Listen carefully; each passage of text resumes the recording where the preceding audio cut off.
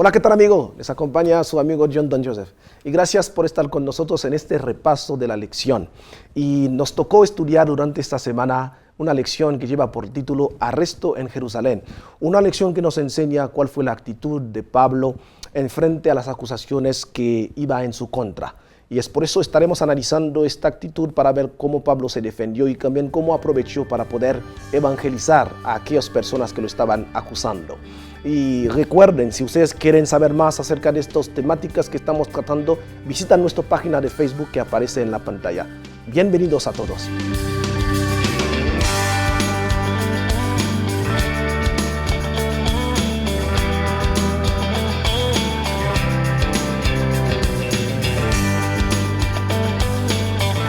Hola, ¿qué tal, compañeros? Gracias por acompañarnos en este estudio. Arresto en Jerusalén es el título de nuestra lección, y para poder llevar a cabo esta lección nos acompaña aquí en la plataforma algunos amigos que a continuación les voy a pedir que se presenten, empezando con mi lado derecho. Hola, mi nombre es Carlos, estudiante de teología, soy del estado de Chiapas. Gracias. Nelly Reyes, capellán de la Facultad de Ciencias de la Educación.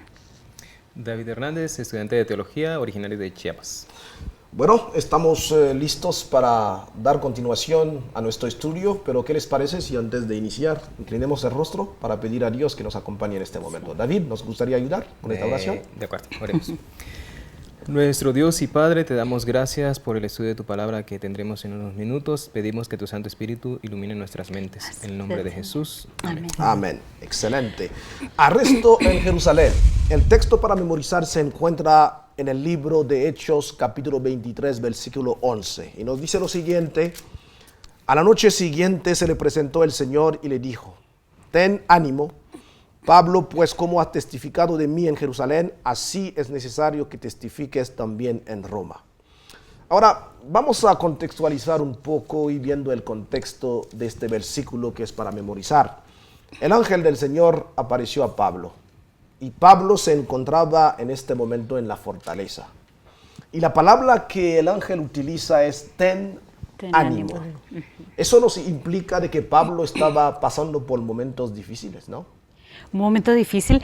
Yo aquí veo dos cosas.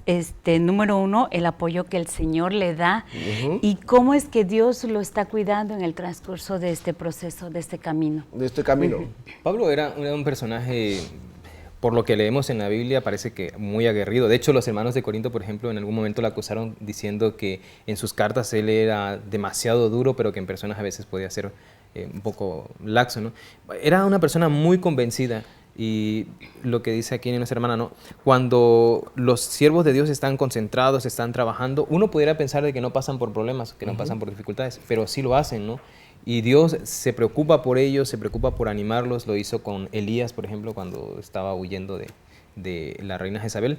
Y posiblemente Pablo está pasando ya un momento como cuando se bajan los ánimos, porque ha pasado en los últimos días por disturbios, por problemas, defenderse, hizo mucho uso de su energía, digamos así, para poder llegar a ese punto. Y algo más que podríamos destacar es que antes de emprender este viaje a Jerusalén, Pablo sabía perfectamente de que era un viaje a riesgo, que implicaba dificultad, advertencias, pero a pesar de eso, Pablo, decidido, emprendió este viaje.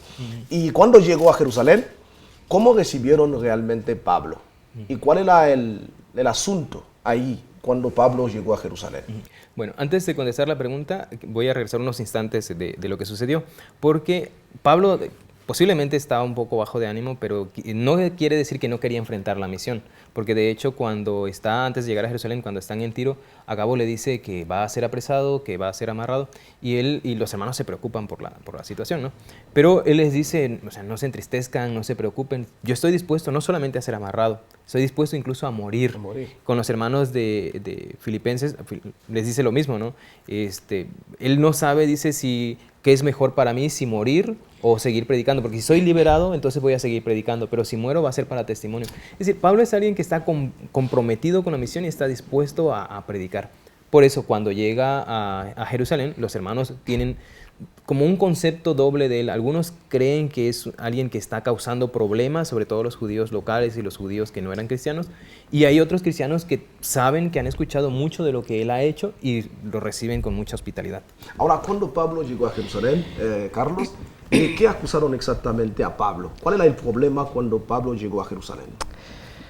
En Hechos 15, 1 al 5, quizás ahí esté el contexto del problema que nosotros vamos a ver estamos viendo durante esta lección, que es el tema de la circuncisión, de que los judíos, pues obviamente que ellos creían en que era necesario ser circuncidado para ser salvo. Entonces, pero ellos creían que Pablo estaba enseñando algo contrario a lo que ellos creían. Entonces, de ahí el problema, ¿no? Es decir, acusaban a Pablo por cuestiones de la ley de ellos. Exactamente. Por la ley de ellos. Es que la circuncisión es un elemento importantísimo en la religión de los judíos. De los judíos, sí. Es decir, cuando Dios llamó a Abraham como su siervo y a partir de ahí surge la nación de Israel, Dios le da como señal de que son un pueblo escogido la circuncisión. Entonces, que Pablo esté predicando, sí, porque no estaba predicando eso, pero entre comillas, que no se deberían de circuncidar, que deberían desobedecer a Moisés, era un atentado contra la nación misma de Israel. Y esto lo respalda, por ejemplo, en Romanos capítulo 2, versículo 28, donde nos dice que no es judío el que es exterior, ni la circuncisión lo que hace exteriormente en la carne, sino el judío lo que es en el interior y la circuncisión del corazón y en el espíritu. No en la letra, en la alabanza de ellos, sino de todo lo que proviene de Dios. Excelente texto. Ahora vemos también de que la lección nos menciona acerca de un disturbio en el templo y precisamente con un compañero que Pablo tenía, un compañero gentil, cuyo nombre era Trófimo. Nos podríamos platicar un poquito acerca cuáles eran los rumores realmente que estaban circulando en aquella época respecto a este personaje. Lo que pasa es que Trófimo venía de Éfeso, entonces llegar con los judíos y entrar al templo estaba prohibido. La historia dice que el mismo templo tenía carteles la ley judía, en diferentes idiomas para que supieran que los extranjeros no podían entrar al templo. Entonces, como habían visto a Trófimo con Pablo afuera del templo, y luego se encuentran a Pablo dentro del templo, pensaron que de alguna forma Pablo había introducido a un gentil, a un extraño, al atrio que era sagrado para el pueblo. En otras palabras decían, si Pablo predica contra la circuncisión, les pide que desobedezcan la ley de Dios, o sea, meter a un gentil dentro del templo, en el área donde no deberían de entrar. Claro que ellos creían que sí pudo haberlo hecho, ¿no? Porque los judíos eran celosos en cuanto al asunto del templo. Habían dos cosas muy importantes para la religión judía. Uno era la circuncisión, el otro era el asunto del templo. No había cosa más hermosa para ellos y la señal de que eran el pueblo de Dios, como el hecho de que la casa de Dios misma estuviera dentro de ellos. Por eso los discípulos le dicen a Jesús, ¿no? Mira el templo, todo esto, y se quedan pasmados cuando Jesús le dice, no va a quedar piedra sobre piedra, ¿no? El templo tenía dos divisiones. Había un patio para los gentiles y algunos metros más adelante entraban los judíos, ¿no? Es el patio interior. Exactamente. Y había otro patio para mujeres también. Es decir, los gentiles solamente podían llegar a esa parte. En esa misma parte habían piedras, como dice nuestra hermana, que tenían una inscripción. Les decía, si ustedes pasan después de esto es bajo su propio riesgo, ¿no? Y claro pena que de muerte. Y ellos estaban exactamente, no podían contaminar. La ley. Se esperaba que los Ajá. gentiles, se tenía la idea de que toda gente que no era judía era un gentil, no solamente griegos. Sí, por supuesto. Y eran personas no circuncidadas y por lo tanto eran impuras, no podían entrar al templo porque eran impuras. Y como blanco también de los ataques, dice la lección que Pablo fue arrestado. Pablo fue arrestado porque es lo que ellos estaban buscando. Pablo fue arrestado entonces y encadenado, dice también. Y la parte ahora que vamos a hacer una transición es la forma en que Pablo enfrentó estas acusaciones. Porque estamos mencionando de que están acusando a Pablo de hechos realmente que son gravísimos, que van en contra de la ley judía, Violando la ley. violando la ley. Entonces, Aparentemente, ¿no? aparentemente, por supuesto, porque nosotros la lección nos dice que eran rumores y también por el conocimiento que tenemos también de lo que. Sin embargo, ¿cuál fue la forma en que Pablo se defendió ante primero la multitud? Porque la lección nos presenta varias escenas en las cuales Pablo tuvo que defenderse, tuvo que tomar palabras para poder explicar la situación. Pero ante la multitud, ¿cómo Pablo realmente se defendió durante la multitud? Aquí hay algo muy importante que menciona las Sagradas Escrituras, es que Pablo con toda serenidad habló acerca de su experiencia, de su conversión a la fe. Hemos visto en el transcurso del tiempo cómo es que la gente hace un cambio. Y Pablo menciona cómo él era antes, aún en el mismo marco de la fe, que él consideraba que él estaba muy bien, haciendo lo mejor por su pueblo, por su religión, y ahora viene esta explicación de su encuentro con Jesús. Excelente. David. Sí, Pablo, en otras palabras, trata de decirle a los judíos, yo he sido un buen judío. Es decir, no tengo ninguna razón para ir en contra. Claro que estaba equivocado al principio, pero he sido un buen judío. Y sigo siéndolo, por decirlo de otra manera, es lo que quiere decirlo. Sin embargo, dice él, he sido llamado por Dios para predicar a los gentiles. Excelente. Y ahí se le armó todo el asunto muy complicado porque si la acusación era de que estaba metiendo a gentiles en el patio interior y él dice que es predicador de los gentiles, entonces dicen, es cierto. Es cierto, es cierto. Y también es algo que también de una forma u otra, en su defensa frente a la multitud, dice la lección que Pablo tal vez esta defensa en vez de ayudarlo, pues lo perjudicó. Pues estamos llegando hacia el fin de nuestra primera sección de este estudio. ¿Qué les parece que si vayamos a un corte? Pero antes de este corte queremos dejar una pregunta en la mente de nuestros amigos que nos están viendo. Estamos viendo que Pablo en diferentes escenas tuvo que defenderse, tuvo que explicar la situación. Ahora, regresando, vamos a ver cuál fue la estrategia que Pablo utilizó para interrumpir ingeniosamente el proceso en el Sanedrín, donde habían saduceos y fariseos en esta sala. ¿Cuál fue la estrategia que utilizó Pablo? Al regresar contestaremos esta pregunta. Quédense con nosotros.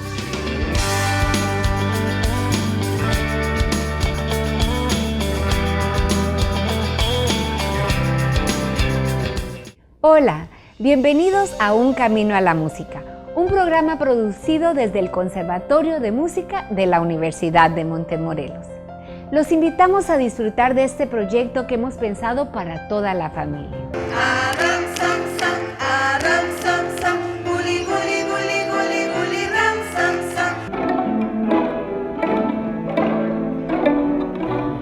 Esto es una experiencia nueva para mí.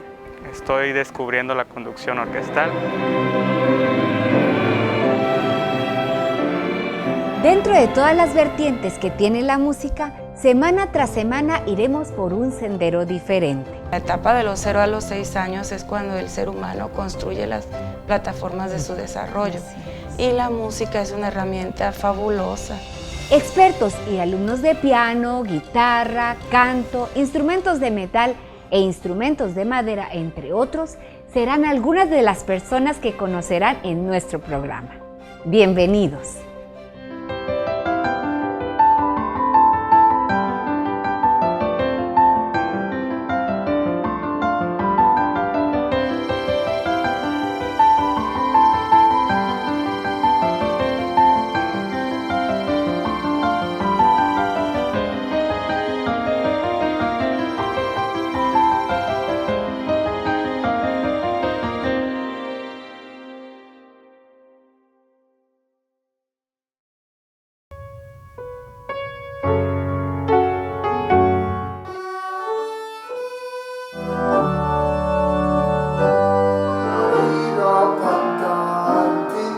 Sí, todos ellos tienen algo en común, su amor por la música.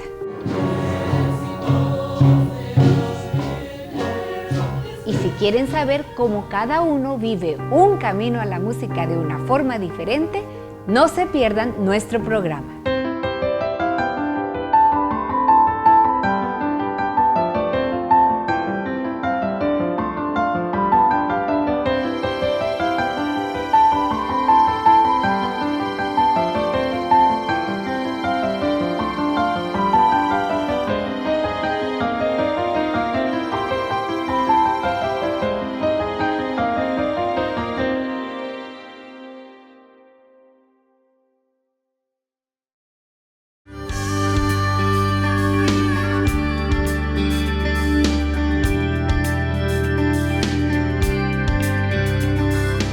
Queridos amigos, estamos de regreso para seguir continuando analizando este estudio. Y antes del corte lanzamos una pregunta, ¿cuál fue la estrategia que Pablo utilizó en el Sanedrín para poder interrumpir el proceso que se estaba llevando a cabo? Encontramos en Hechos 23, 6 al 10, ¿no? Ahí encontramos la escena. Entonces, Pablo, que era muy astuto, digamos, se da cuenta de que entre el grupo había fariseos y saduceos. ¿Cuál es la diferencia entre estos dos grupos? Que los saduceos no creían precisamente en la resurrección. Entonces lanza la pregunta, Pablo, ¿por qué se me juzga? Y dice, por creer que los muertos volverán a vivir. Entonces inicia como un debate entre fariseos y saduceos, entonces desvía la atención que Pablo era el blanco en ese momento. Y es interesante, ¿no? Porque la lección dice que la creencia de la resurrección era el verdadero problema por el que se lo juzgaba a Pablo. Y los saduceos no creían en la resurrección, mientras que los fariseos sí creían en la resurrección. El judaísmo de ese primer siglo no era un judaísmo bien integrado como religión, tenía varias sectas, ¿no? Varios grupitos, como sucede a veces con el cristianismo. Y estaban los saduceos, que eran muy pocos en número, pero eran los que tenían mayormente el poder, eran los más allegados a los sumos sacerdotes y a los procuradores. Y estaban los fariseos, que eran los mayores en número, había muchísima más gente farisea y eran más estrictos, por así decirlo, ¿no? Y dentro de tantas las diferencias estaba eso, ¿no? Y es que en realidad era una de las cosas primordiales en la predicación para los cristianos del primer siglo, predicar que Cristo había resucitado. No solamente había venido como Mesías y murió por nuestros pecados, sino que había resucitado. Pablo mismo lo dijo a los hermanos de Corinto, si Cristo, creo que fue Corinto o Roma, si Cristo no resucitó, vana es nuestra esperanza, vana es nuestra fe. En el momento en que él habla y dice, a mí me están juzgando por cuestión de la resurrección de Cristo, en ese momento la asamblea se dividió y comenzaron con los mismos problemas. Incluso uno de los escribas, digamos, añade un poco más al problema cuando dice, dice, si un ángel viniera y les predicara, tampoco creerían. Ok, entonces vamos a dar un paso más en nuestro estudio. Y vemos que Pablo estaba en las manos de las autoridades romanas en aquel tiempo. Sin embargo, dice la lección de que estas autoridades se dieron cuenta de que el problema o las acusaciones que en contra de Pablo no eran acusaciones realmente que amenazaba realmente su imperio, sino que era un problema más local, un problema, etc. Es por eso ellos pidieron al Sanedrín, que era el cuerpo realmente de los líderes religiosos de aquel tiempo, de encargarse de este asunto. Y es ahí que estamos diciendo que Pablo, para poder dividir un poquito con este proceso, pues mencionó este tema que realmente era un tema controversial entre fariseos y saduceos. Y es que los judíos no habían perdido, digamos, cierta autonomía en ese momento. El Imperio Romano era el que llevaba la mayor parte de los procesos judiciales, aunque se les daba a ellos la oportunidad de juzgar a algunas personas por cuestiones de la religión, ¿no? Blasfemia y ese tipo de cosas. Pero no tenían el derecho de matar a nadie, excepto si ellos encontraban culpabilidad y pedían al Imperio Romano que checara el asunto y ellos encontraban que tenían razón y servía para los propósitos de Roma, mataban a la persona, lo ejecutaban, ¿no? Pero aquí el procurador la persona se da cuenta que no hay un gran problema. Al principio cree que se trate de alguno de los tantos que han levantado sedición contra Roma. Pero estamos diciendo que... Y de hecho dice la Biblia que cuando vieron el alboroto que se estaba armando ahí en el Sanedrín, tuvieron miedo de que mataran a Pablo en ese momento. Entonces ordena a los soldados para sacar a las dos acusaciones son terribles para Pablo en ese sentido, porque primero ir en contra de la ley y segundo ir en contra del templo, claro que lo querían matar definitivamente. Y este grupo, por ejemplo, de judíos celosos, extremistas, fanatismo, es decir que ellos tenían un propósito, era deshacerse de Pablo. De la manera en que era deshacerse de Pablo, porque Pablo era una amenaza para su ley, para su gerencia. Para la religión. Para la religión. Y ahora nos cuenta la lección de que estos hombres que trataban por toda ocasión de matar a Pablo estaban enfadados por el hecho de que aún no se habían librado de Pablo por medios legales. Por lo tanto, un grupo decidió orquestar un plan en el que lo emboscarían y lo matarían por mano propia. Y es más, ¿sí? Y de hecho me llama la atención que dice que ellos habían jurado no comer ni beber hasta lograr su objetivo. Eso es algo realmente terrible. El fanatismo es una de las cosas que uno no logra comprender, ¿no? Cómo una persona que estudia la Biblia, que cree en Dios, que ha visto la providencia de Dios en muchas cosas, como sucedió con el pueblo judío, digamos así, llega a estos puntos, ¿no? Y es una advertencia para nosotros como cristianos, ¿no? Muchas veces nosotros, en aras de cuidar el reglamento y todo el asunto, pecamos en la severidad en lugar de irnos por el lado del amor. Y podemos darnos cuenta también, David, ahorita nos vamos a dar la palabra, que los grandes crímenes, la mayoría de ellos han sido cometidos en nombre de la religión. En nombre del En nombre de la Sí, religión. sí, Y aquí tenemos otra evidencia, lamentablemente. Sí. Me sorprende ver cómo ellos, bajo el nombre de Dios, hacen ese Bajo juramento. el nombre de Dios. Que no iban a comer ni beber hasta ver muerto a Pablo.